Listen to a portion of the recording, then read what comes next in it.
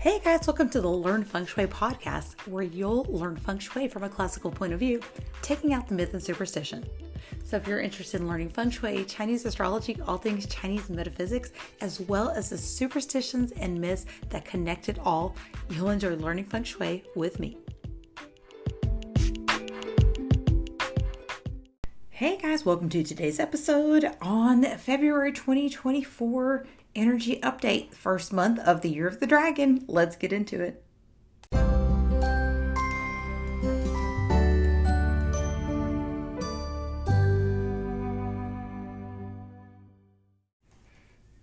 All right, guys, starting February 4th, this commences the beginning of spring and what is called Li Chun. This is the energy that welcomes in the Zodiac sign of the dragon when it officially begins.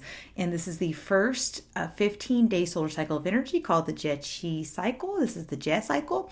It starts February 4th and goes through February 18th. And as I just said, it's called Coming of Spring. And this does coincide very closely with the pagan wheel of the year and the observance of what is called Embolic or St. Bridget's Day. And this also marks the beginning of spring on the pagan calendar. And it is the halfway point between the winter solstice and the spring equinox. So spring is upon us. And of course, in the Chinese traditions and according to the Chinese calendar, this really does mark the beginning of springtime, and that brings in that new calendar year, that new calendar cycle. And some things we can do to stay healthy during this time is eating spring rolls. So I'm all for that. Stir-fried veggies is one of the things that's kind of what we're supposed to be eating during this time to kind of keep healthy. And according to the my source here at the Beijinger.com, it does say that spring rolls is a good way to get that food in. So I'm all for doing a stir fry and a spring roll. I feel like this time of year we're trying to cleanse our palates, right? And the February 18th through March 4th does bring in that second solar cycle, the Jie cycle, the Qi cycle. And that's called rainwater. And as it notes, it kind of does mark the beginning of a rainy season. I know we kind of tend to have some rain during this time, so we'll kind of see about that. It is also a time when geese start returning. So I do live in an area of the U.S. where we see the geese, the Canadian geese that come from up north, and they come here and vacation for the winter. And I know they'll start flying off. I feel like they're kind of flying off already, but we still have, our little lakes are full of them. So the geese will start going back home. And it is one of my favorite things to watch is to watch those little geese fly overhead. So during this time, we're supposed to eat sweet and food. So I'm all for that. Kind of like glutinous. I know they say like glutinous rice and stuff like that. And then a lot of fiber. So fiber is supposed to get the system going this time of year. And, the wheel of the year, the Chinese New Year, that beginning of spring, of course, Chinese New Year doesn't begin till the 10th, but the beginning of spring will commence the, that time on February 4th. And another thing that happens, at least here in the U.S., and I know some other countries, I think, observe Groundhog's Day. And so Groundhog's Day is supposed to give us weather predictions for the next year. But another thing that gives us weather predictions is the Shui or the Tongshan Chinese Almanac.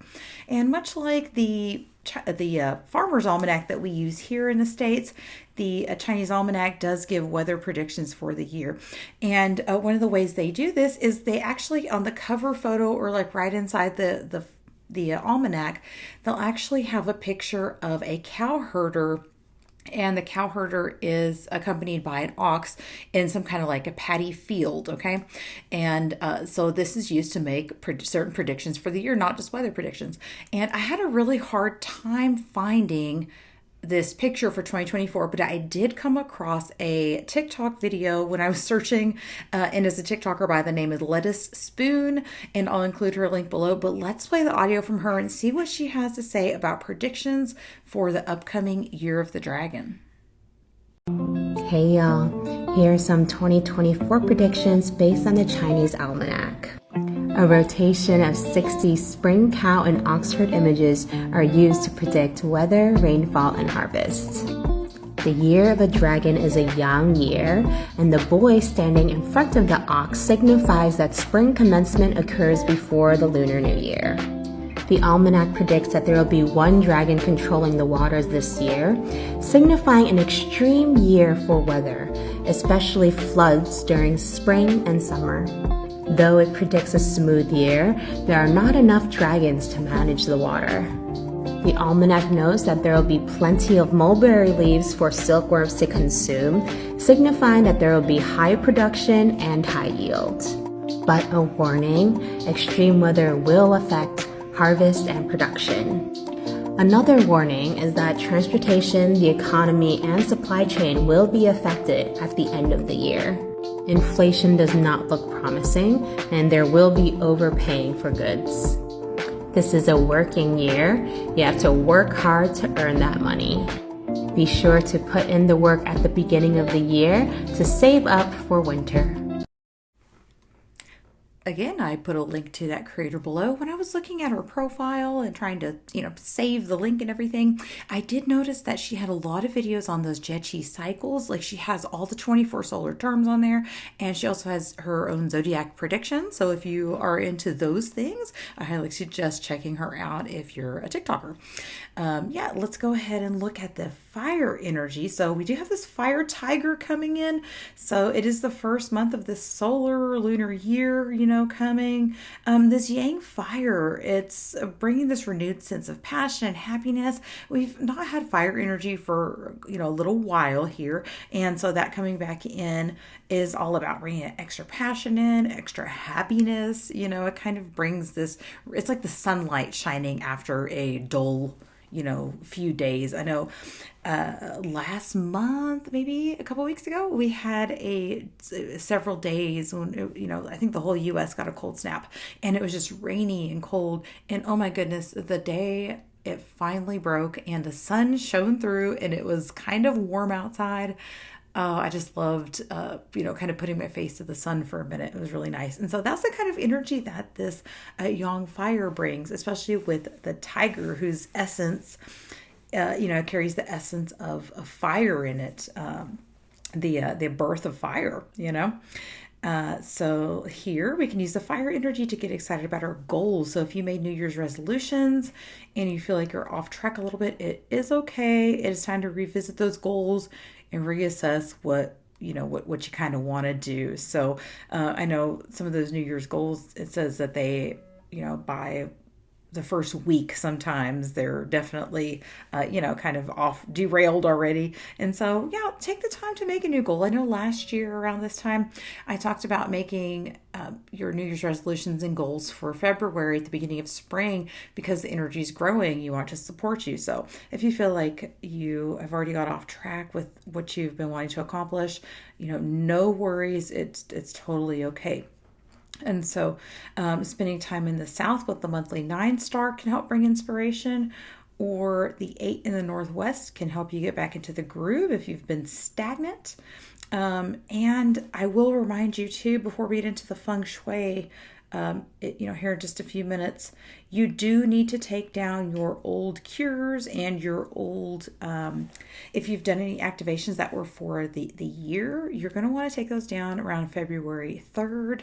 And you want to be sure to welcome the God of Wealth for the Lunar New Year. And I do have dates on that. Remember, I have that brand new newsletter that I rolled out last month. It has all the information on it about the zodiac signs and everything I'm covering here today. Plus, it does have the added bonus of some extra information, as well as, flying star charts and everything. And then at the end, it does have date selection, and it talks about that energy of welcoming the God of Wealth, which is just basically a meditation you can do on some, good days during the month. You just kind of, set the intention for welcoming prosperity and wealth into your life. And that energy is just supported by that meditation. So let's get now on to the zodiac sign forecast and the zodiac signs that are most impacted by the energy of this fire tiger coming in. And before we start, remember you do have 4 zodiac signs or 4 animal signs in your natal chart. These are based on the year, the month, the day, and even the hour you're born. If you don't know the hour, it's okay. I do have the zodiac sign calculator on the website, which I always include in my link below. So you can kind of take note of where these zodiac signs fall, and that's the area in your life that it will impact. So if it falls in your year, that does represent your social circle, friends, and community around you. So kind of external events. In the month, that does represent your career and your parental relationships. So sometimes that'll impact that. And even sometimes you could see some health things going on. In the day, that always represents your health and your relationships, the way you truly feel about yourself. And the hour does represent your thoughts, feelings, emotions, and your relationship with your children, but also your downline or people underneath you if you are like a manager or a boss. So this is how we can look at these areas. And starting with the Tai Sui, or the Grand Duke, for the month. This is the energy that governs the month, or the zodiac sign that governs the month, and that is again the tiger. So we can look at that Shin-Shot stars for the year to see where you can focus your attention. And so for you, it might be all about movement, motion, traveling.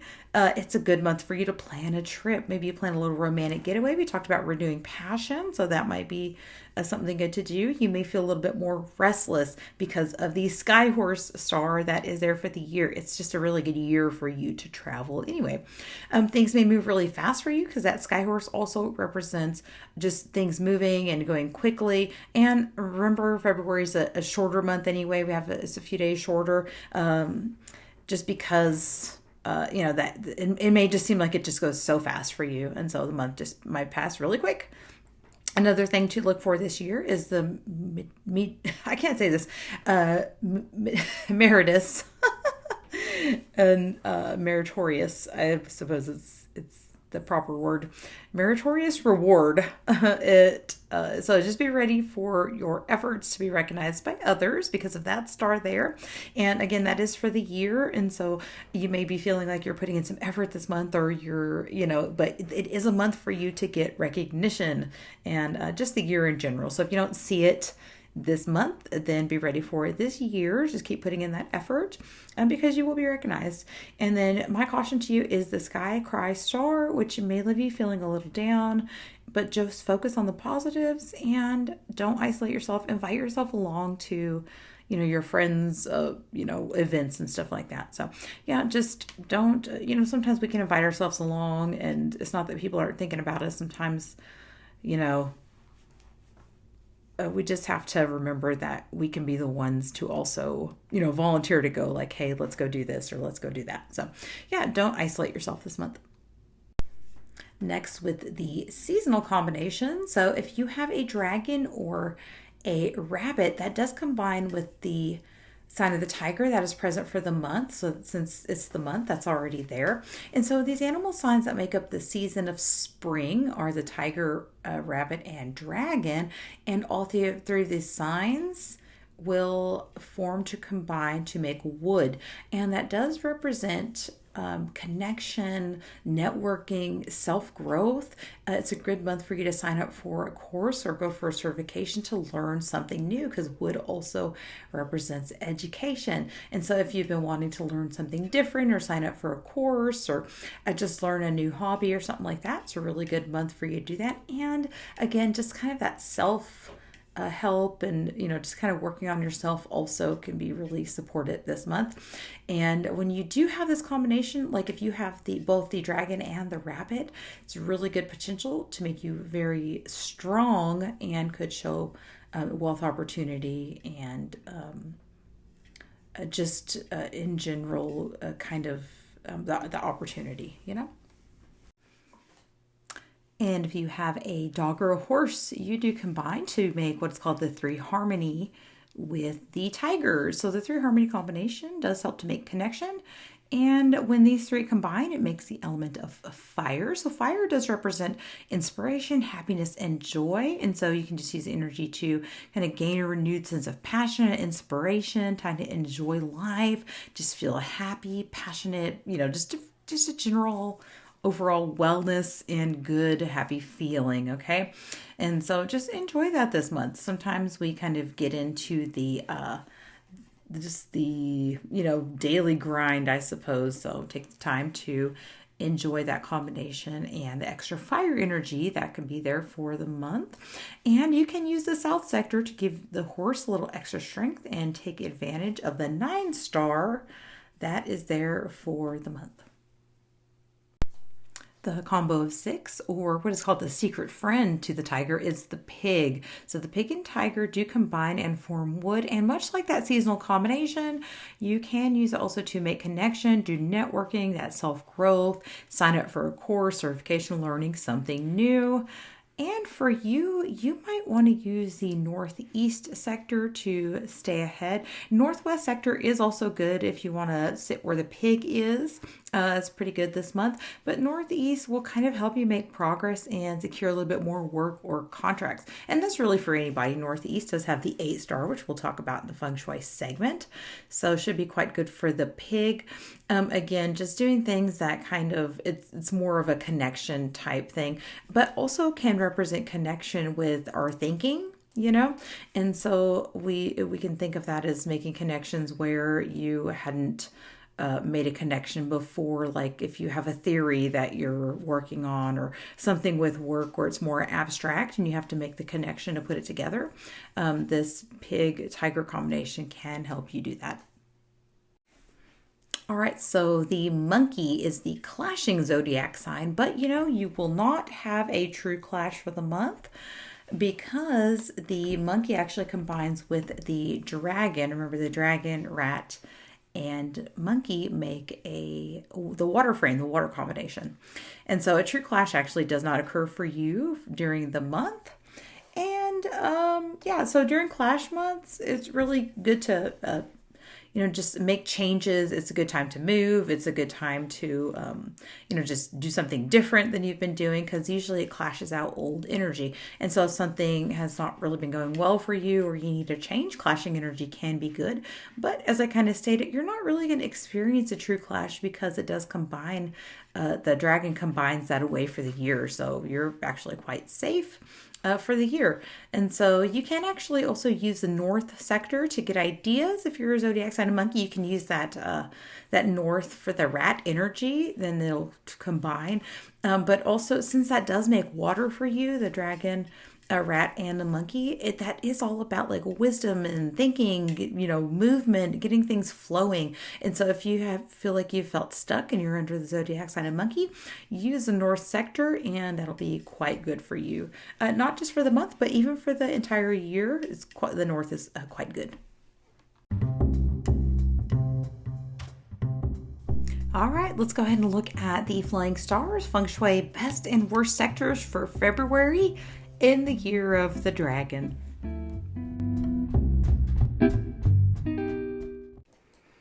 All right, guys, looking at the flying stars for February. Remember, the flying stars have moved for the year also. So there's going to be different yearly/monthly combos that go into that sector. And a few things have changed. So flying stars number 1, 4, 6, 8, and 9 are generally considered positive. But again, there's exceptions to the rules. And so flying stars 1 and 9 this month are kind of okay. Flying star 4 is unusable and 9 is all right, I'll say. And so we can enhance these areas or mitigate the energies. Let's look at enhancing first. So flying star number 1 does go to the north. And again, it goes back to its original sector or palace there. So the 1 star enhances that yearly 8 wealth star that's present. So very good combination. It can increase business, enhance your career. Because remember that 1 star, sometimes it's, or even in the north, it's referred to as your career palace or whatever in some schools of Feng Shui. So we do want to, it's still taken into account from my perspective, that 1 does help with movement in career and, to get things kind of going. So combined with that 8 flying star, which is called the wealth star, you can use that to secure more work and contracts. And you can enhance this by working in the sector and by water. Water in the sector for the year is just quite good anyway. So you can just put water there. Place water here, making a note on my newsletter. So that'll be out also. So go ahead and check that out. And it's a little guide for the month. And it just kind of guides you each month in each sector that you need to enhance or cure. So flying star number 4 is generally called the academic star, and it is considered good. However, it's landing in the southeast, which we know from the yearly energies going there can be a little bit challenging. And so the 4-star is considered good, but that lands with the number 2 illness star in the Grand Duke, plus the 5 Tiger Shaw that's just there for the year, and that can be activated by either using or renovations. So we don't want to activate those energies because they could be a little bit fierce feeling. Okay, we don't want to activate negative things in our home. We want to activate the positive things. So you just find somewhere else to study. You're fine. Just study somewhere else. So the Northwest, though, does have the 6-4 combination. Remember, the 4 is there for the year. And so the Northwest is actually a pretty good sector. I typically like the Northwest sector anyway. So the 6 falling there can increase authority and expertise. Combined with that 4-star, it's a combo of 10. So I'd use that area instead. No need to use something you can't use, right? So it's excellent for management and bosses to use. And so if you are in charge, you're a boss, you have a downline, or you have subordinates, go ahead and use the Northwest sector. And you can also place a fan here. And I said for the month, but you can place a fan here for the year too, because this energy is quite good. Just be careful, of course, when the flying star 5 goes, but generally a good area to enhance for the year. Then we have our flying star number 8, which is, of course, considered the wealth star, and that does go back to the northeast. And I have been forgetting to include the Gua numbers, but it's in the newsletter. Again, you can go look. So I'll include that now. Gua 8. So the 8-star does join that yearly 6-star, making it another lucky 6-8 combination. So it's excellent for wealth opportunity, getting ahead in projects, or if you're the lead or delegating work, because the 6 represents the boss and the 8 represents working. So you could put in some extra hours also if you are not a boss, if you're an employee. You can take some extra assignments, work extra hours, and, could be quite beneficial for you this month. Also, if you're a Gua 8. So, but, using the sector, of course, we know that. Sending emails, cold leads, follow-up calls, everything to enhance and increase your chance of securing extra work will be supported this month in the Northeast. And moving to the south for the Gua 9 here is the 9-star. And so the 9-star is considered good, and it's, called the happiness star. But it does join the yearly 7-star.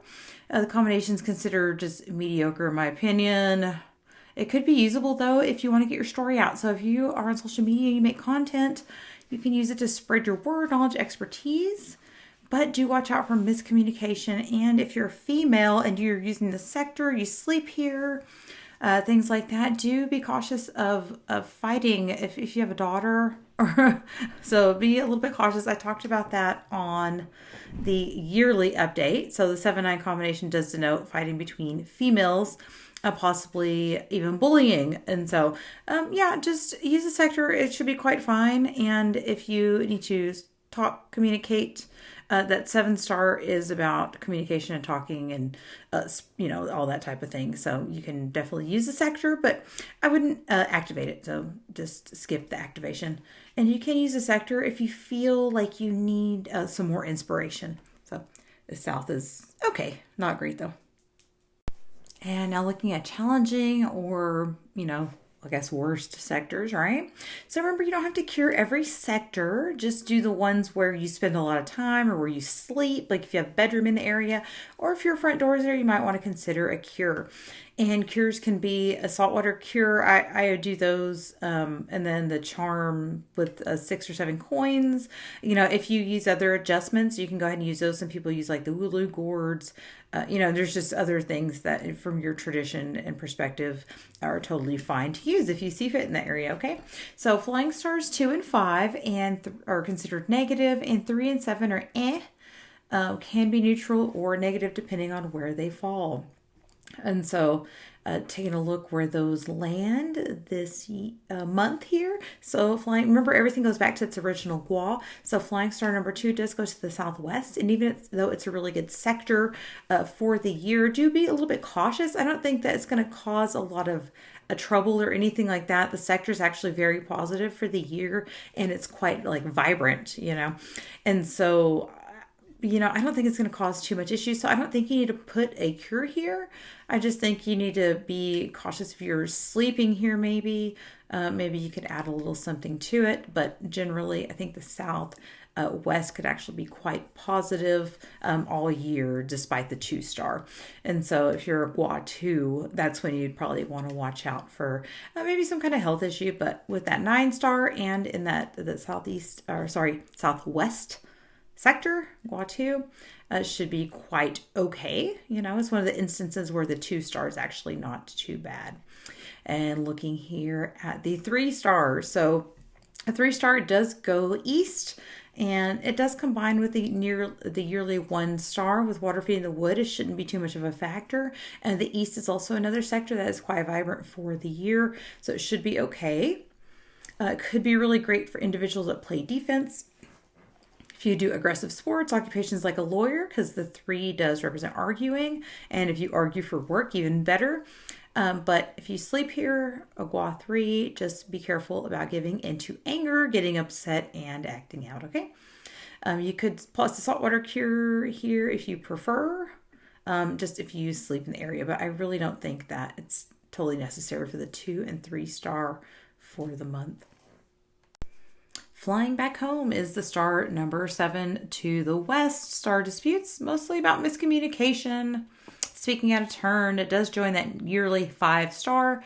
Again, the 5 in the west is not it's not going to have a super big impact this year due to some calculations. It shouldn't be too bad. So a saltwater jar might be there, especially if you sleep there. If you're a Gua 7, if you're already sick and the 7-star does come and appear, sometimes that denotes you getting sicker or the need for surgery. It worsens the condition. And so if you have a chronic illness or if you're already sick and you sleep in the west, do add a cure there, okay? So keeping that sector quiet could be quite good. So also avoid, arguments and stuff in the sector. And here we have flying star number 5, not a factor this month. It goes to the center, and it is one of the palaces that actually can contain that 5-star, and it's where, it's home safe, right? And so that 5-star actually is not negative for the month.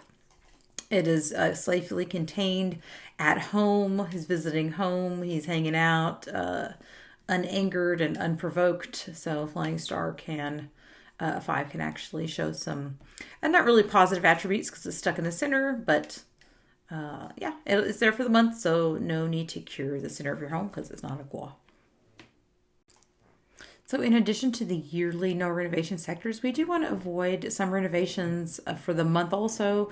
Please do check the guide for a complete list of that newsletter. So the monthly no renovation sectors are going to be where the Grand Duke and the month breaker fall, the Soi Po and the Tai Soi. So the monthly Grand Duke or the Tai Soi is the tiger, and that resides in the northeast. If you know the 24 mountains, that is northeast 3, I believe. And then the month breaker there is the zodiac sign that clashes it in the southwest 3. And so that's going to be the monkey and the Soi Po for the month. So for a complete list of that, please do go check out that newsletter. That includes also date selection. Date selection is a little limited for February. I noticed there's not a whole lot of good dates there to do like feng shui activations, but there's a lot of dates for welcoming the god of wealth, so do make sure to do that activity. All you do is a short meditation. There's also a little denotation there to receive the god of happiness and the nobleman star, and all you do is do a short meditation that night around midnight. So and so the dates and the details for all of that are on the newsletter, so go check that out. And remember that renovations can also be done in some sectors using date and time selection specific to your home. So if you do need a date to start renovations and you're thinking, you're like, oh no, I need to use one of these sectors, then please contact me and we can kind of find a date and time. If you can wait, then I would go ahead and hold out waiting. If it's not a super important activity, like, your plumbing's not backed up or, something like that, and it can wait, then I'd go ahead and wait if it's in one of these sectors. All right, guys, that about does it for today. I did not do a Folklore Friday segment because I'm trying to keep the episodes digestible. Somebody suggested that I put in timestamps, so shout out to you. Thank you, because I just hadn't thought about it. And so I think it makes it easier also for the listener to skip ahead if you just want to hear a certain segment and skip just my talking altogether, in the boring parts like now. So yeah, go check out the website, learnfengshui.com. That newsletter it'll be linked below. It usually goes live on the same day that the blog comes out, and you can download that as a PDF. And if you're a email subscriber, I will be sending that straight to your email as a download, so you don't even have to go check out the website. It'll just come straight to your inbox. So go to learnfengshui.com, sign up, and I do have some free downloads there. I do have the Zodiac forecast from that Zodiac forecast party that I did, and I'll have that video up soon. It's fine. I'll link it when it comes out on YouTube. And then I do have the Year of the Dragon update, so the annual changes and stuff like that. So those will all be on the blog post. You can just go through those. And so sign up for emails. And you guys have a great weekend, and I'll catch you next week. I do have a couple special guests coming up. Zach Louie is going to be joining me again, and then I have so we're going to talk about which zodiac signs can be lucky in love for 2024. That'll be a really fun one. So that'll be, I believe, on the 16th. And next week on the 9th, I have another special guest. And we're talking about one of the most important topics, I think, that I could probably cover, which is self-love. So Kathy Stranklin leads us in a guided meditation at the end, and it's a very interesting conversation. And we also discuss her work with something called Gene Keys. It's very interesting. So you guys stay tuned for that, and I'll catch you next week for the Christy Stengland conversation. So I'll catch you guys then. Go check out the website and have a great weekend.